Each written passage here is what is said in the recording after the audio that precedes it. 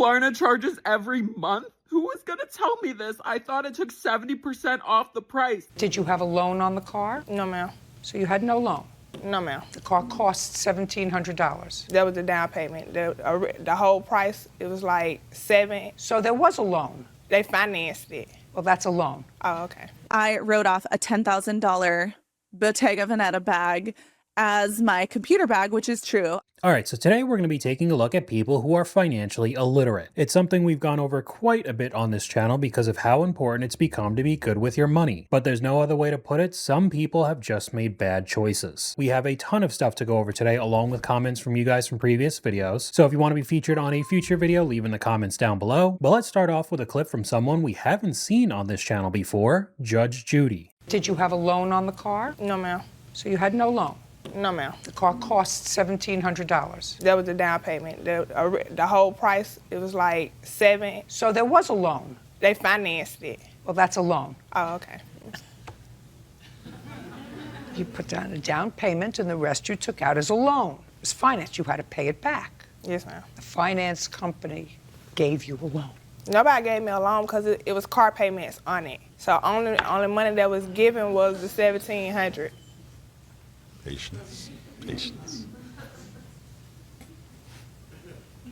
I'm just going to do this one time, and then we're going to move on.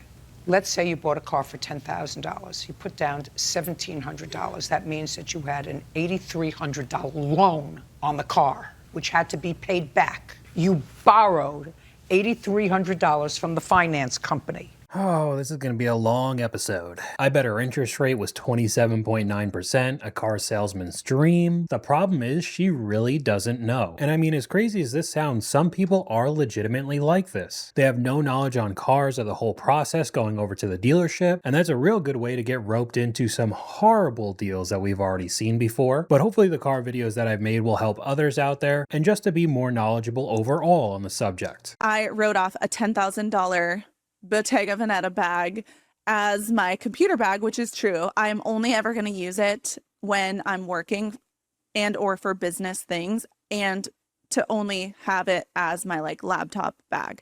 If you're going to use it just for business, it can be a laptop bag. Like nobody says you have to go to Walmart and get a laptop bag, like those nylon ugly bags, okay? This is a real easy way to get audited by the IRS. We could go right over to the comments. I asked my accountants if I could do this, fired the ones who said yes. So I could write off a Birkin 35 as my computer bag? No, you can't. This doesn't pass the ordinary and necessary requirement. A $10,000 purse isn't an ordinary expense for a laptop bag. The expense has to be reasonable, bestie. Sorry about your tax bill or your audit, and the IRS agent saving this video for later this year. I know there are a ton of different influencers giving tax advice left and right, writing off all the cars, the vacations, the dinners, all as apparent business expenses, like it's really that easy. And what's really going to happen at the end of the day is you're just going to get audited. Klarna charges every month? Who was gonna tell me this? I thought it took 70% off the price. I bought a laptop. I bought all new furniture. I don't know how I'm gonna pay next month. I think I'm gonna have to declare bankruptcy. Okay, so I know this clip wasn't serious, but from the amount of buy now, pay later clips we've seen on this channel, I wouldn't doubt that there are some out there who legitimately think this way. We can't be serious now, just use Apple Pay. It doesn't use your money, it uses Apple money. And it's giving Apple Pay is real money. If you haven't seen that clip before, it's something very similar. We could take a look right now. If you use Apple Pay, honestly, just be so careful. This is a little embarrassing to admit, but if this could help one person, then I'm really willing to share what my experience was. I'm just gonna lay it out like this. When you use Apple Pay, that's real money. That's true American dollars from your credit card. If you have your credit card connected, that's where the money is being sourced from. It's not like a special form of Apple Pay, Apple dollars.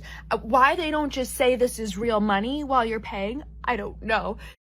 I still remember a clip from a long time ago on the financial audit of somebody who legitimately thought that the credit card was just being paid for by the bank or some other third party. They actually thought it was free money. You really can't make this kind of stuff up. My coworker just told me about his 8-year loan term on a Honda Civic at 14% interest. My heart dropped. I told him exactly what he needed to do to refinance, shop different lenders, and get the out of that deal today. If you're unfamiliar, please do research before ever signing loan paperwork. Look into amortization.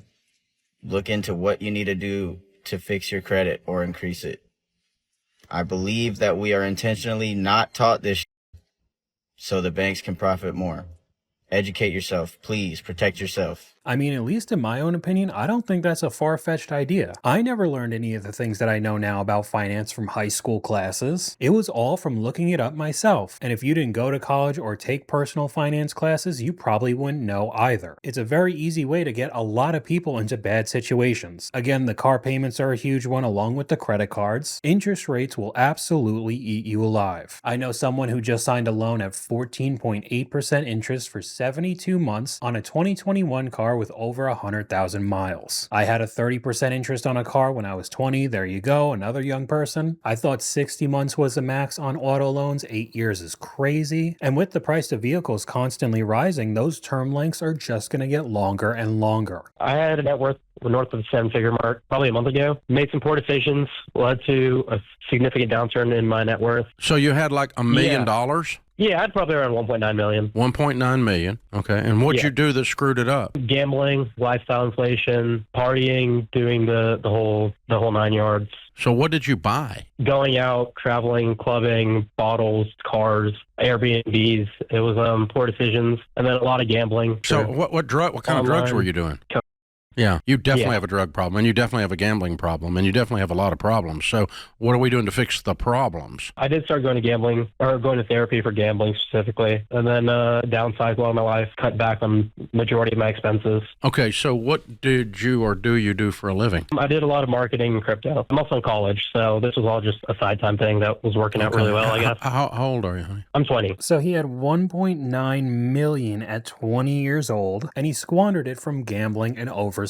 My guess, though, is that almost all of the money that came in was from cryptocurrency, which is not doing well right now whatsoever, and a lot of people would also consider that gambling as well, and he won big. But as we've seen before, it is never enough. Along with living that kind of lifestyle, the partying, the cars, that's how almost $2 million vanishes very quickly. Having 1.9 million gives you $70,000 of passive income in a savings account every year. You literally never had to worry again. That was my first thought as well. It gave that kid so much more freedom. Again, at 20 years old, he had his entire life ahead of him to do basically whatever he wanted. He could have retired at 20. I mean, it does depend on where he lives, if it's a high cost of living environment, but regardless, it could have significantly reduced his financial burden for the rest of his life. He could have invested it and lived off the dividends comfortably, and that was basically the entire rest of the comment section. This is a scenario that people legitimately dream about, and it was squandered. We got another clip up on screen right now. We make $12,000 a month, so why do we still feel broke? Rent is $25.50 a month, food is $1,500 a month, daycare is $1,616, car is $407, student loans are $1,100, and the rest just disappears. And if you kept up with the math there, something doesn't seem right. So $5,000 just disappears, $1,100 in student loans, but I do know there are a ton of people in a crazy amount of student loan debt, and $1,500 in food, a family size of 3. The food's not making sense. It does seem pretty high in my opinion, but again, $12,000 is apparently coming in a month. It doesn't just disappear, it goes somewhere. Where does it go? Don't forget the phone bill, car insurance, Wi-Fi, water, trash, and gas and electric. But still, I don't think that costs an extra $5,000 a month. You need a budget and stick to it. Many people out there would be very happy at $144,000 a year, but if you don't budget and think you have all the money in the world, you could still get stuck in a situation like this. Now, this next one up on screen is a different version of financial illiteracy that I think many people are guilty of. Sorry, mom, for begging you for money almost every day for a game I don't play anymore. If you're into video games whatsoever, you already know how intrusive microtransactions are. So regardless if the game is free or $70 now, people will end up paying way more for skins on their character, in-game currency, special items, I mean, you name it. And whether you want to admit it or not, you're probably not going to play the same game for the rest of your life. And and many feel like it was just a complete waste of money down the road. Me saying it's only $20 most of the time for a single skin is $20, realizing that's 1 hour of her hard worked time. Exactly. Bro, I convinced my mom to get a Samsung for the iconic skin. If you don't know what that is, it was a special skin that you could only get if you bought a Samsung, I think Galaxy or just one of the Samsung phones a long time ago. And I don't think I have to tell you one of those phones is a lot more than $20. But we got a comment from you guys here. I really can't stand the term girl math, as if girls can't do math. It's not an excuse, it's self-demeaning. And if you don't know what they're talking about, we got a clip up on screen. Girl math, buying a new car because you didn't want to get $3,000 or more of repairs done on your car. As if buying a brand new car is cheaper than $3,000, especially today. It just gets really exhausting.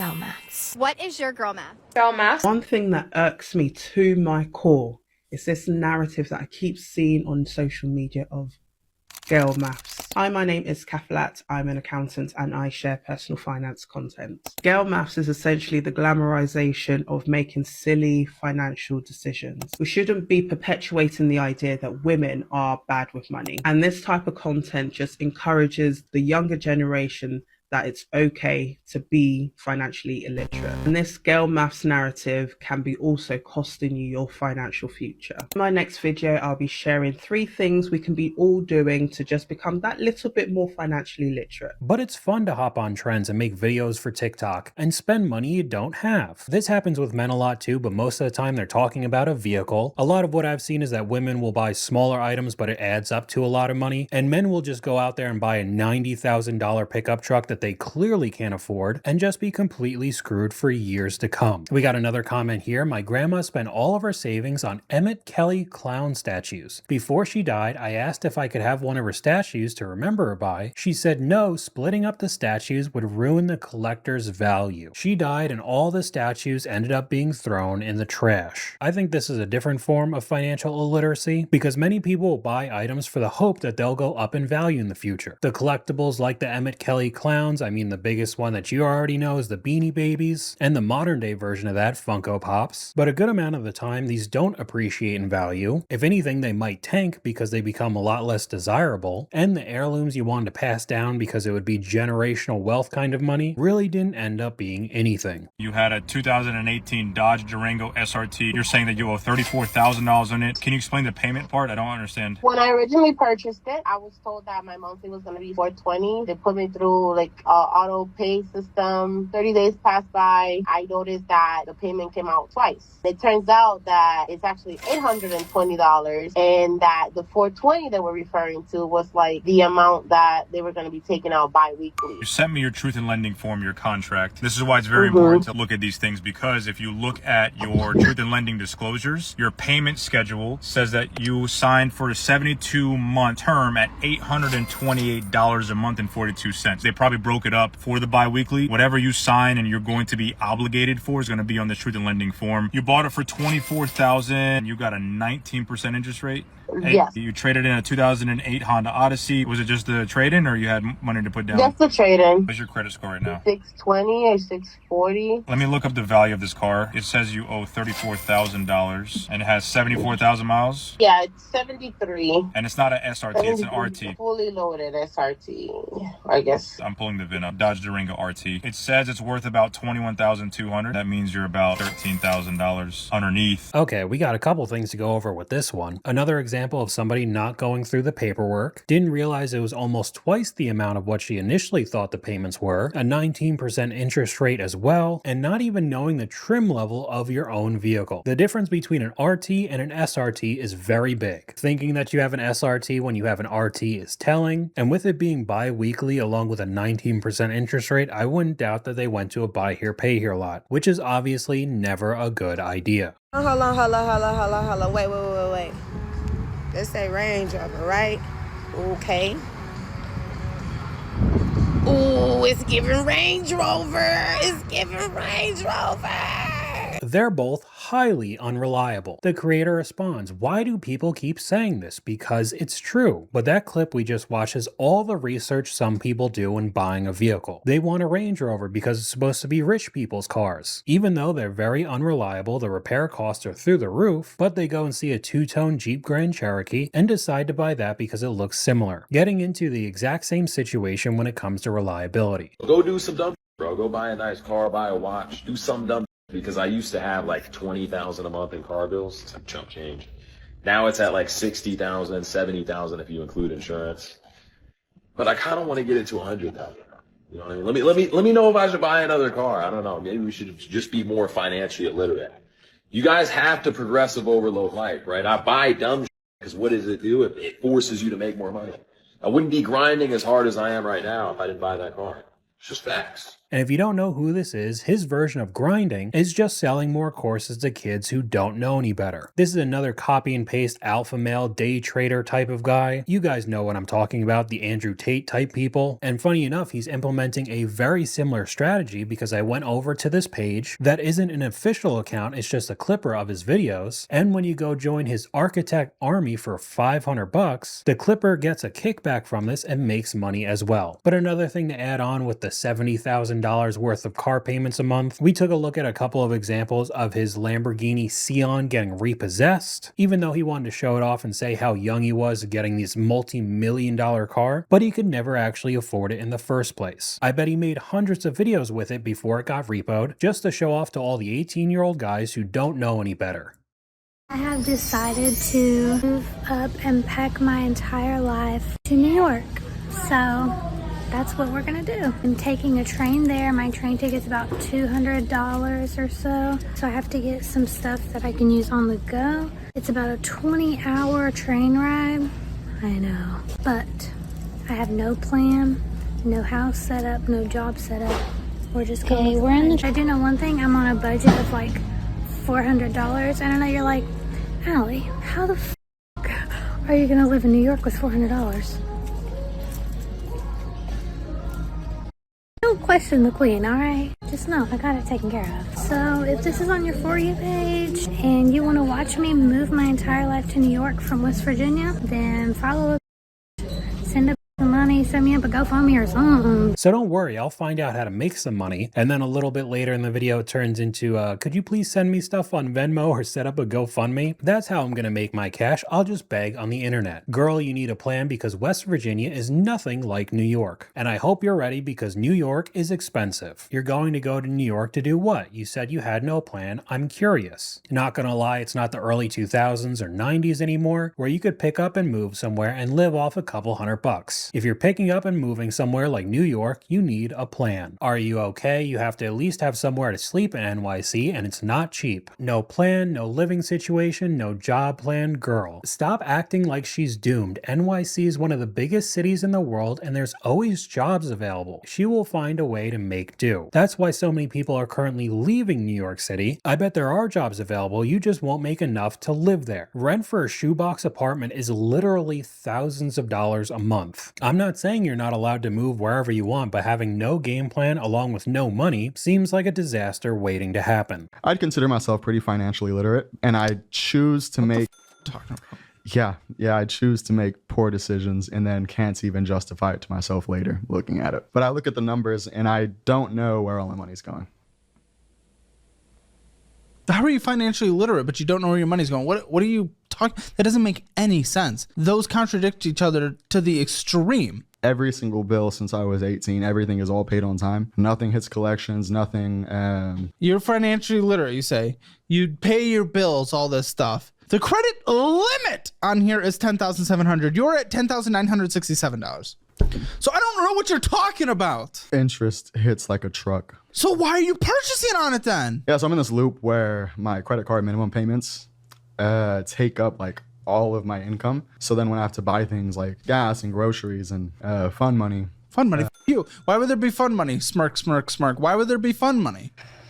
But don't worry guys, he's financially literate. Bills aren't paid on time if your credit card isn't paid in full. That sounds like he might have some impulse control issues. Again, probably doesn't mean this guy's financially literate. I really don't know what else to say about that one. We could just move on. Hate to be the 20-year-old that's more financially literate than a 50-year-old with kids. For context, this guy was using Afterpay and Klarna on multiple Balenci and Rick Owens pieces just to impress some teens on the internet. I don't care what any of you say, buying reps is 10 times better than using Afterpay or Klarna for anything. I know some of these pieces are your grails or whatever, but to me, does the quality justify the price difference? No, it never does. I don't care if you talk about the artistic design, you could get that from China for 10 times cheaper. Now, I know people love to argue online about authentic and replica items. When it comes to shoes, clothing, I mean really anything. I personally don't really care what you wear, but if you're using Klarna and Afterpay to buy Balenciaga items to show off to random people online when you're a grown adult, I can't really say that's the best decision to make. It's not even embarrassing or anything, it's just sad to be honest. And we got another comment from you guys. What happened to a basic sense of shame? People are proud of being stupid and irresponsible with money. Why would you want to share what a failure you are? I think part of it is the dopamine you get from a clip going viral, all the engagement, the followers, possibly money, but a vast majority of the time you don't make a dime off of it. And the other thing is at least we all could learn from it, watching these types of insane clips and mistakes people make. Can someone explain to me why for student loans through federal student loans, when you pay your monthly payment every month, your current balance never changes? I literally am sitting at $74,000 every month. It doesn't change. Doesn't move. Ever. It stays the same amount. What am I paying for? It's like a bottomless pit. The money is going somewhere but nowhere at the same time. It's not going to my payment because at this rate, I'll never have that paid off because it's not moving. It's been years and it hasn't moved from that amount. And I'm paying $600 a month on it. Explain that to me. What? This sounds like yet another example of somebody not knowing how interest works. Unfortunately, it's probably because most of your payment is going to interest. Your lender should show you what your interest for the month is. Try to double what your principal payment is, or at least make more than the interest amount. Also, make sure to check that additional payments go to principal, not interest. I also learned that the hard way. You need to double your payment in order for it to matter, and this is one that will stick with you for the rest of your life. Even if you declare bankruptcy, you still have to pay back your student loans. Are the $50 Pawn Stars mystery boxes worth all the hype? I have no idea, but we're going to find out. All right, let's open this bad boy. We got a die cast that's probably $10. We got a cool Angels card that's probably $1. We got a gold card Star Wars Boba Fett, probably $2. We got a Hot Wheels, probably $5. We got another $5 there. We got Jim Henson, Kermit, probably $15. Replica Super Bowl ring, probably $20. We got a Bike Scout, that's probably $20. We got Lambo, that's probably $10. Star Wars guy, $10. And this one's kind of hard to open. We got a random shark tooth necklace and some stickers. I'm gonna put a whopping $4. Oh, you know what? We got a Jiggly. We'll do $5 on those. And we have another Hot Wheels, probably $5. And a random shark tooth. I have no idea, but I'm going to say $1. This is the stuff they couldn't sell. Very optimistic pricing. No one's paying above $1.50 on those common Hot Wheels. Another person just says $20 max. It's from Pawn Stars. If they're asking $50, then it's given that the total is $8. Can't imagine you could sell all of that for $129 within a year online. Highly overestimate, all junk. It's just amazing to me that people still fall for the mystery boxes. You're never getting something that has more value than you paid for the box in the first place. It's just another form of gambling. Yeah, I was wondering what you guys would offer me on a trade on a 2013 Jeep Liberty. Perfect, man. How many miles does it have? It's got 200,000 on it. 200 is not too bad for a 2013. Hoping to get at least 20K out of it. 20? 20. Why 20? Because I've modded it so much, I feel that's what the value is. What kind of mods did you do to it? I put a lift on it, I upgraded the diffs, I've got oversized wheels and tires, a lot of time, love, and care went into this for myself personally. Did you keep the original parts? I did not. Okay. Modding it doesn't do very much because we still are based off book. Have you by chance plugged it into like Kelly Blue Book? Did you get a rough estimate? I did, but I didn't like what it gave me on there. It told me probably 3 to 4K. So this guy wants an extra $17,000 on his 200,000 mile Jeep just because he put a bunch of mods on it. A good rule of thumb is if you decide to modify your car, any of the extra money that you put into it is basically lit on fire. It does not add value to the car. So this guy's clearly having a rude awakening because his car is worth only a couple grand. I wouldn't pay $20,000 for a new Jeep Liberty. Bro will be lucky if he gets $3,000. It's a crap car. 200,000 miles on a 12-year-old Jeep Liberty, asking for 20 grand. That thing's worth a 12 pack of RC Cola and like 4 sugar cookies tops. Bro, I'm not gonna lie, I've never been a gatekeeper. So if y'all don't have Chase Bank, y'all go open an account, because they just sent me a card. It's like a Freedom Unlimited card or something. Bro, tell me how whatever you pay for, they put that amount of bread in your account. So like I just bought a TV. It's like $350. I checked my account. There's $350 in my account. I was like, oh, like this got to be a mistake or something. So I went to go fill up my tank, like $45, $50. That pops up in my account. I'm like, bro, it's literally Chase Bank is the best, bro. So I'm not a gatekeeper. Had to let y'all know. But do what you want with that information. This has got to be the Chase Bank glitch 2.0. Unlimited debt glitch. These are the people who get approved. And that's all that I got for you guys today. Let me know what you guys think in the comments below. YouTube thinks you'll like this video popping up on screen right now. But hopefully you guys enjoyed this video. If you did, please leave a like. And I'll talk to you guys later.